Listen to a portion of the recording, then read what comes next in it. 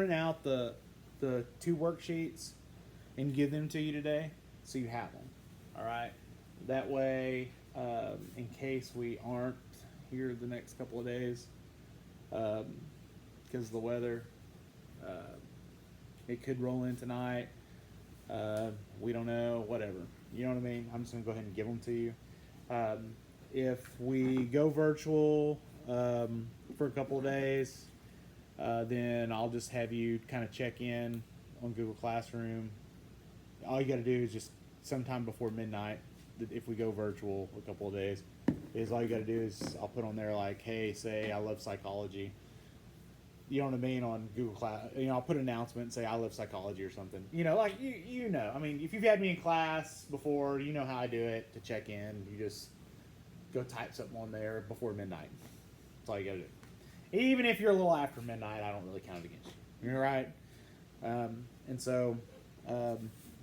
And what I'll try to do is I'll at least try to post one of the lectures so we can stay where we need to be with the worksheets. Sound good? So we can still stay where we need to go.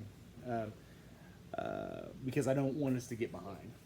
All right. There's a certain place where I want us to get, and I don't want us to get behind with this. But all right. So, do anybody have any problems with the worksheets? No problems with that? Get done with it? All right. Especially you, Kylie? I don't know. Yeah. They're on the basket. Good? All right.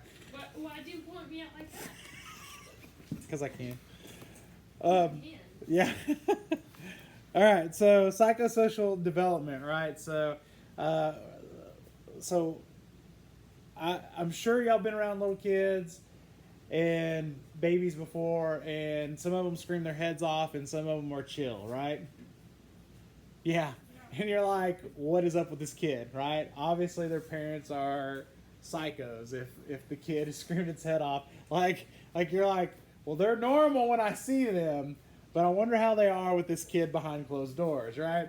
Some kids' temperaments are just nuts and some aren't, but there actually is some things with this, right? Some kids are just negative and whiny, others are sweet and good natured, right? Well, their temperament, right? This is the behavioral and emotional characteristics that are fairly well established at birth. Okay? So somebody's temperament is pretty much developed at birth. Okay? What does that mean, guys? If something is developed at birth, what does that mean? Is it environmental or is it Inherited? It's inherited, okay? So right, so it's something that we have, okay? All right. So Chess and Thomas, researchers, they came up with 3 basic temperament styles of infants. It was easy, difficult, and slow to warm up, okay? Easy, difficult, and slow to warm up. Those are the 3 types of basic temperament styles, okay? And so easy is it's the child is regular in scheduling. In other words, their schedule is regular when they wake up, when they go to sleep, all these things. Eating, they adapt well to change, okay? Basically a happy baby, all right? Difficult is just the opposite. Right? These are the ones that are irregular schedules. They're never happy about change. They're loud. They're active. They tend to be crabby. Right?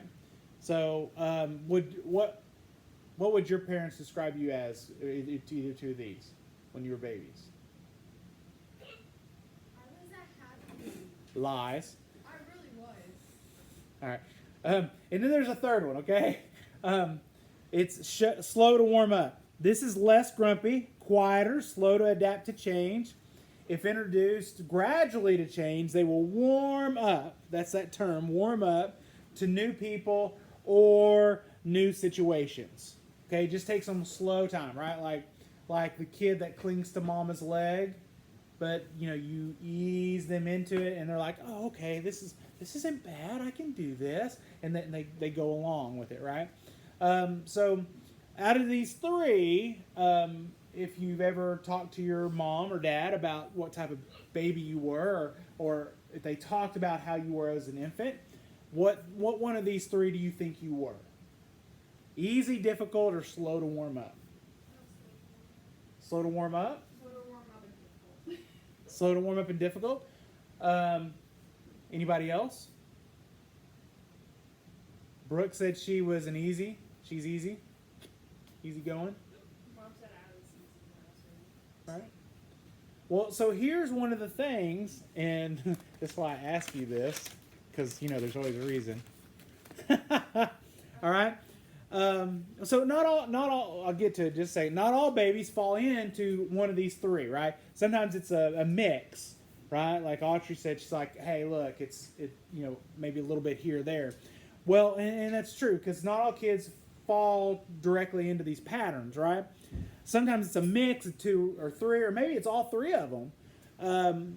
But there's been longitude studies, research studies, that strongly show that these follow us into adulthood. All right? And they are strongly influenced by heredity. Okay? So, in other words, we're born with them. Right? So if you said you were slow to warm up, I bet you even now you're slow to warm up to people. If you were the easy, happy-go-lucky, happy baby, you're probably easy, happy-go-lucky type person now, to some degree, right? But if you're a mixture of that slow to easy personality when you were a baby, you probably are now, right? So these longitude studies of people when they were babies, right? Remember a longitudinal study it's done over a long period of time that went from people when they were over years and years and years. Remember, we learned what this is, correct? This means yes, this means no, this means I don't know, right? Yes, okay, all right, we know what this is, right? So this long study, right, of people when they were infants to when they were adults, right? And they said, hey, when they were an easy baby here, they were an easy adult. When they were difficult here, they were a difficult adult. All right? That's this type of study. That's what it's telling us. Okay? So they did this research. All right? And so what they found out is that we were born with it, and there was very little influence by environment. There's some, but very little. Okay? So we can't say like, well, I'm just that, like the people I was around, that's what made me that way. No. You were pretty much born that way. So if you're crabby and grumpy like Kylie, then you're just always going to be that way, right? Okay. All right, moving on.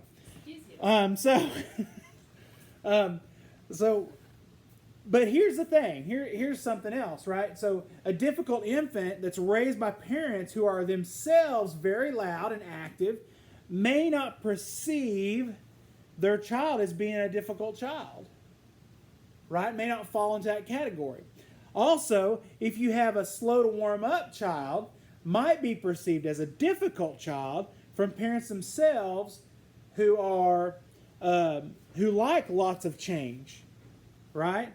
Who themselves were difficult. Okay? Like you get what I'm saying? So it's the perception of the parents as if the child's easy, difficult, slow to change, slow to move, right? Slow to warm up, right? So there's some of those perceptions, right? And we talked about that earlier in earlier chapters, that perception is one of those things that helps us see what's going on with the world around us, correct? Right? The perception of what we see, right? And the same thing is this as well. Also, the next thing we need to talk about is we're going to talk about attachment, right? The attachment is the emotional bond that forms between an infant and his primary caregiver. It's extremely important, especially within the first couple of months, especially the 6 months, that there's attachment. And then it shows up also in the next 6 months of life, and this we see it come to fruition in stranger anxiety and separation anxiety with kids. Right? This is stranger anxiety is weariness of strangers, and separation anxiety, fear of being separated from the caregiver. Right? Now, Mary Ainsworth, she did some experiments and some studies, and she found she did an experiment called strange situation, and she came up with 4 different ways of 4 attachment styles, if you will, that she saw in infants. One was secure, avoidant, oblivious, or disorganized or disoriented. And what she did was she would have the infants come in and with their mother, and then they'd introduce a stranger into the room, and then they would have the mother leave. Okay? And then they would see how the child would react. Okay? Now, I mean, it's a controlled environment, right? We learned how these experiments work. Controlled environment, right? It's a controlled environment. What is it in? It's in a lab, right? Okay, so that means that there is probably a mirror there where they can't see, and they're watching everything, right? So it sounds kind of weird when I'm saying, they introduced the kid to a stranger and left them alone, right? It's not that kind of creepy thing, okay? Right? All right, they're watching to see how the child reacts. Okay, and so infants labeled as secure were willing to get down from their mother's lap as soon as they entered the room with the mom. All right, they explored happily, looking back from their mothers, returning to them every now and then. All right, so the mother and the stranger were both in the room, or the mother and the baby were in the room. All right, then when the stranger came in, the infants were wary, but were calm as long as their mother was nearby. Then the mother left. The infants got upset. When the mother returned, the infants approached, and they were easily soothed, and they were glad to have her back. That's a secure attachment. Okay. Then there was the avoidant baby. In contrast, the avoidant babies, although somewhat were willing to explore, they did not touch base. In other words, they didn't go back to the mom. They did not look at the stranger or the mother, and they reacted very little to her absence or her return, seeming to have no interest or concern. Yeah, that baby's like, whatever. Mom, no mom, I'm good. I've seen these kids. Those are the good babies. Huh? Those are the good babies. Well, I don't know. That baby scares me. That baby's like, dude comes by, you're in a mall, somebody comes by to that kid, and is like, hey, come here. And just, that kid's like, oh, yeah, see ya. I'm out. No big deal. I'm like, Yeah. I don't know. This looks like more fun than you. I think I'm going to go with that. Yeah. Ooh, squirrel. Whatever. Yeah. I was that kind of So, so that's avoidant. That's the avoidant attachment style. Then there's ambivalent attachment style, which that just means mixed feelings about something. So these babies in this study, they were clingy and unwilling to explore the room at all. They were very upset by the stranger regardless of the mother's presence. They protested mightily when the mother left, and they were hard to soothe. When the mother returned, these babies would demand to be picked up, but at the same time push the mother away or kicked her in a mixed reaction to her return. That was probably... Brooke, you're just like everything's you. You're like, that's me, that's me, that's me, that's me. You're like a mixed bag of nuts, okay? You are special. Don't let anybody tell you different. Okay, moving on. All right, disorganized or disoriented, right? This one in the study, this wasn't in the first study. This was done later by some other researchers, because they found that some babies didn't fall into these 3. So they added this category that kind of helped fill that gap. All right, because if you've noticed, right, when we talk about psychology or we talk about research, right, typically what happens, somebody has an idea, they have that theory, they go out and research it, they do it, and then somebody else comes along and they try to duplicate the research, right, to prove it correct, right? And then what they end up finding out is there's like this group that doesn't necessarily fit in. Well, this is what this happens here. And so Main and Solomon, or Main and Heese, both found that some babies seem to they seem to be undecided are unable to decide just how they should react to their mother's return. They categorize these as disorganized and disoriented infants. And what they would do is they would approach her, the mother, but with their eyes they turned away from her as if afraid to make eye contact. In general, these infants seemed fearful and showed a dazed and depressed look in their faces. So it was just strange, right? They didn't know what, the kid didn't know what to do. I don't know if just leaving and then coming back, being in that situation, it was just weird.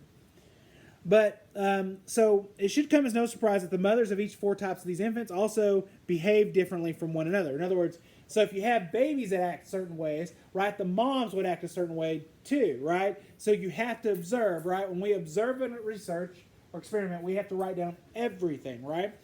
And so this is no different. So they observe that the moms themselves were different, right? So the secure infants, the mothers were loving, warm, and sensitive to the infant's needs. They were responsive. Okay? The avoidant babies, their mothers were unresponsive, insensitive, and cold and rejecting. Yes, that's interesting, right? So we look and we see how the babies are doing in the experiment, but the mothers themselves were somewhat to blame. Right? They're somewhat seem to have issues and problems, right? Or loving or caring or nurturing, right? So when we look at that, there's more than one side of the story. It's not just the kid, it's the parent as well. Mothers with the oblivious babies, they tried to be responsive but were inconsistent and insensitive to the baby's actions. And the mothers with the disorganized and disoriented babies were found to be abusive or neglective in interactions with their infants. That tells a whole different story as to the reaction of the kids and the attachment styles, right? When we look at the parents involved, the mothers involved. Okay? All right? So when we look at kids, yes, we're born with different temperaments and how we do things, but also environment does play a small role in it, and how our parents react to what we do in our attachment definitely plays a role in our attachment to our parents. We can see that within studies. Okay? It's important. All right? I encourage you to look up the Harlow Contact and Comfort Study. Actually, I'm going to post a video on it online so you can watch this video, and you just have to watch like the first 2.5 minutes. It's really neat, talking about the Harlow monkey, the monkeys that dealt with comfort, and basically just kind of give you in detail, just a short little summary of it. Basically, he had monkeys, and he wanted to see, like, he noticed that he had monkeys, and they would always cling to these blankets, right? And so what he wanted to find out is, would they go to something that soothed and comfort, or would they go to something that gave them nourishment, right? So he set up this experiment where it was just like this wire thing that fed them food, and this wire thing that had a blanket that would comfort them, right? Like they could like a blanket, it was soothed, it's all soft. And so what he found out was the monkeys always went to the soft thing. Even when they got scared, they went to it. Even it wasn't the thing that fed them, it was the soothing. They would do away with the food to be soothed. Okay? And so it was a very interesting and classic study in psychology. So I'm going to send y'all a video on that, and I want y'all to at least watch it. It's really good. All right? Babies eventually, they don't understand that this self-concept of who they are, right? Like they don't know, right? Like we're not born knowing that we're an individual, right? And this is self-concept, right? The image you have of yourself, self-concept is basically this. The image you have of yourself is based on your interactions with important people in your life, right? And one way that they can see if babies actually know this, right, is they can put put a dot on their nose and put a mirror in front of them. Okay, and what they do is when they do this, the baby will they'll interact and think that there's actually another baby in front of them with the mirror, right? Or like they'll try to look around it to see if there's a baby, right? When they actually understand that they are an individual, and you put the red dot on their nose, and they look in the mirror, they'll actually just go straight to their nose. That's when they actually understand that they're a person. Yes. When does that usually happen? That usually happens anywhere between 15 to 18 months of age. Yeah. So a little bit after about a year and a half. About that time. Yeah. So maybe I mean, probably a little earlier, but so anyway, it's interesting, right? Like, yeah. So, all right. So let's talk about Erikson's theories real fast, and then we'll be done. All right. So Erikson's theories of Erik Erikson is a psychodynamic theorist who emphasized the importance of social relationships and development of personality. Okay, in other words, Erik Erikson came out of Freudian psychoanalysis. Okay, so he was trained by Freud. Okay, and so he did not really kind of believe in this sexual development thing that Freud had going on, but he actually had 8 stages of infancy and childhood. With the first 4 of these stages were during infancy and childhood, and the other 4 through life. Okay, and these are the psychosocial stages of development. All right, the first stage is infant to 1 year old. All right, it's trust versus mistrust. In other words, infants learn a basic sense of trust depending on how their needs are met. Okay, and I'm just going to glaze over these really fast. The second is toddler. It's 1 to 3 years old, and it's autonomy versus shame and doubt. In other words, they kind of understand who they are and that they control their own actions, right? They're successful in controlling their actions. They develop their own independence. All right. And right, they get shamed. They feel shame for failing in their actions.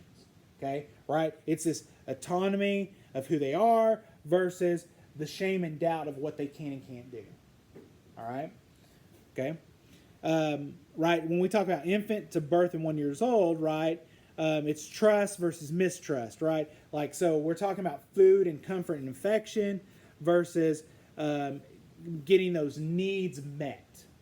All right, who to trust, who not to trust, who can give and meet those needs, right? Trust versus mistrust. The second is autonomy versus shame and doubt. Preschool age 3 to 5 years old. This is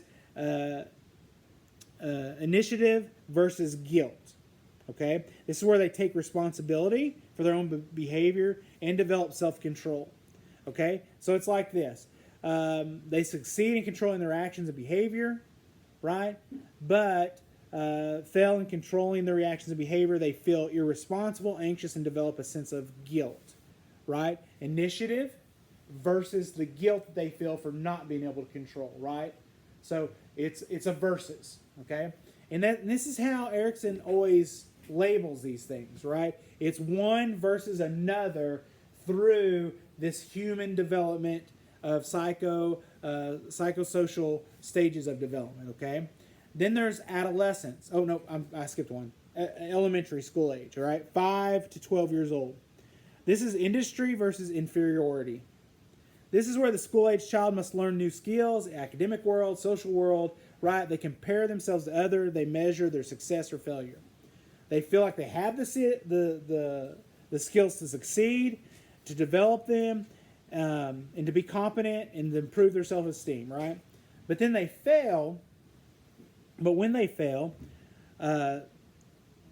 in learning their skills, they feel inferior to others, right? So it's industry versus inferiority, right? Like I have the skills to succeed, but then when I compare myself to others, I feel like a failure, right? I feel inferior. Okay, and I think sometimes we can look at these and we can look at what Erikson is doing and go, wait a second, I can kind of look back in my life and I can see some of this. All right, I can with myself. All right, in my stages of life. All right, it's not to say that it's a proven fact. It's saying this is his theory of his stages of development. Okay? All right, so then we have early adulthood, 20s to 30s, intimacy versus isolation.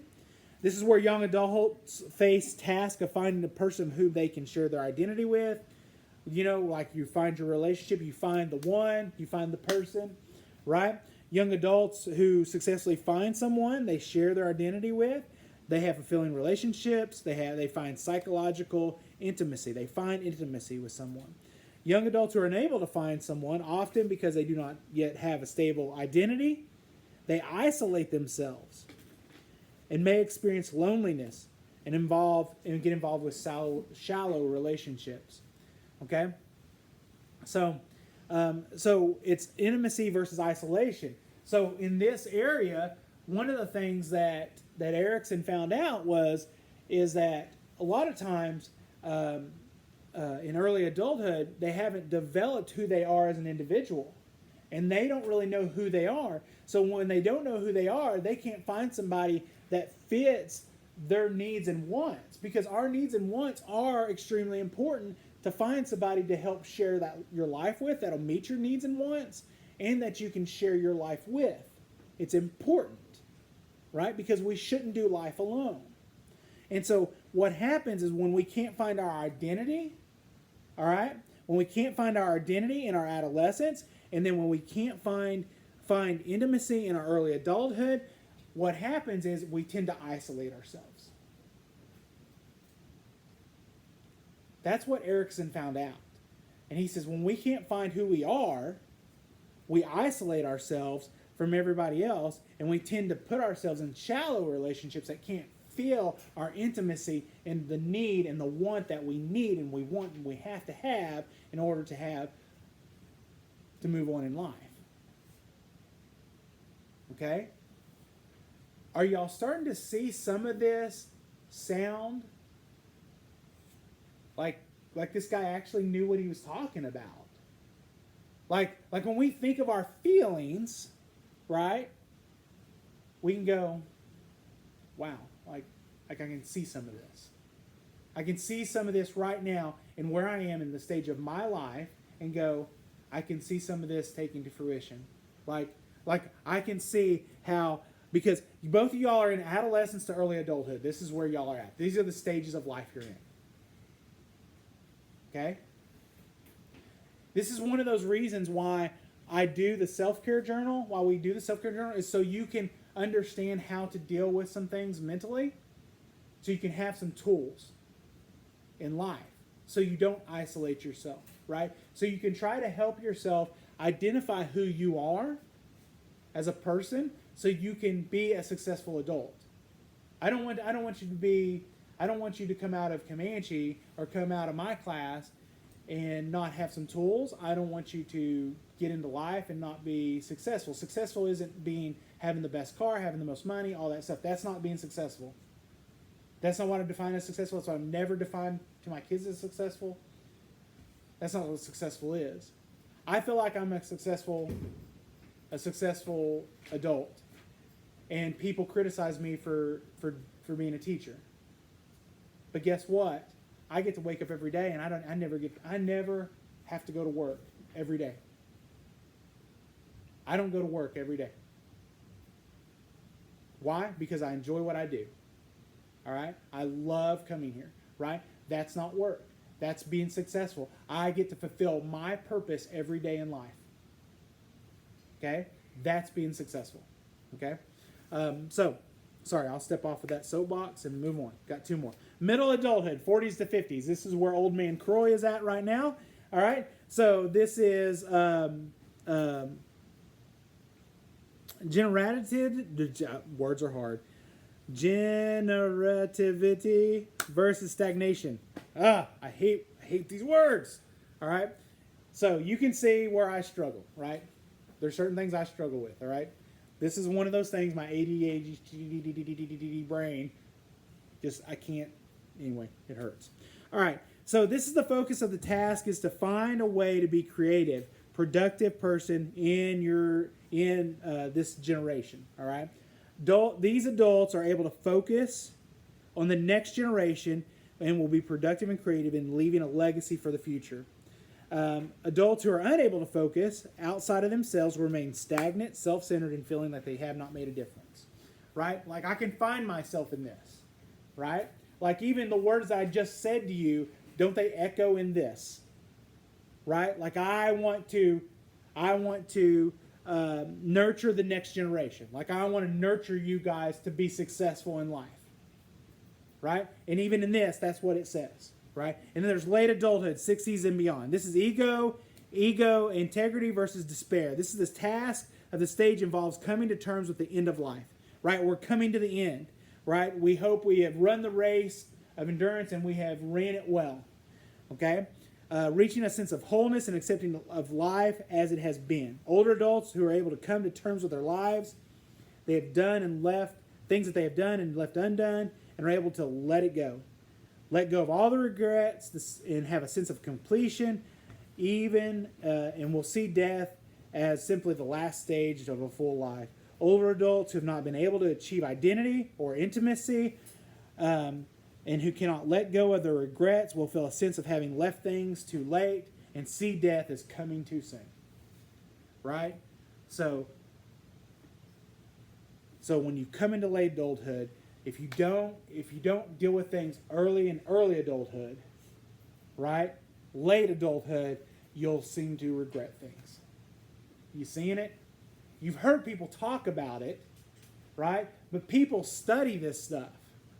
They actually study it and go, look, guys, if you'll know who you are, you find the things that you actually need and want in life, and you find that intimacy that you need, and you take care of it early, right? Find out who you are as an individual, then you'll be able to become not a successful adult as the world claims a successful adult is, but finding who you are and being who you are, then guess what? You're not going to regret things when you come into late adulthood. That's what Erickson was trying to do with the psychosocial stages of development, to try to put that into terms what everybody else is just feeling. Okay? This is the beautiful part about psychology, is trying to get from what's up here out here and for us to understand it. Okay? All right, so I'm going to try to get these worksheets together. I've got about 5 minutes to get them out to y'all because I got excited and started talking a lot. All right? All right, so if we go virtual, y'all know what we're going to do with that.